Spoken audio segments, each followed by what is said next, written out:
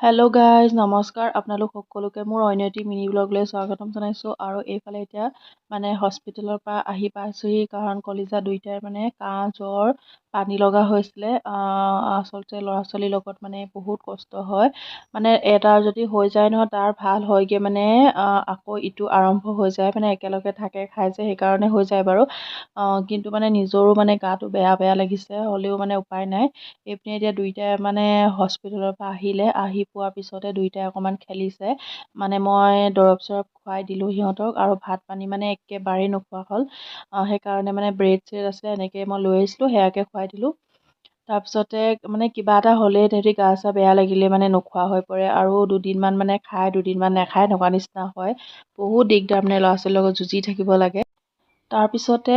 হস্পিটেলৰ পৰা মেডিচিন দিলে জ্বৰৰ দিছে আৰু এটা এণ্টিবায়'টিক দিছে আৰু এটা কাহৰ দিছে ইমানেই কাহ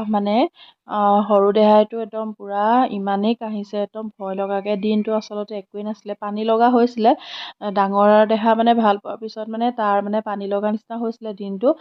হ'লেও সি অকণমান টান আছে মানুহটো ইমান এনেকৈ পৰি নিদিয়ে বাৰু কিন্তু ৰাতি 10:30 পৰা পিছদিনালৈকে ইমানেই কাহিছে মই এতিয়া কি কৰিম অকলে অকলেতো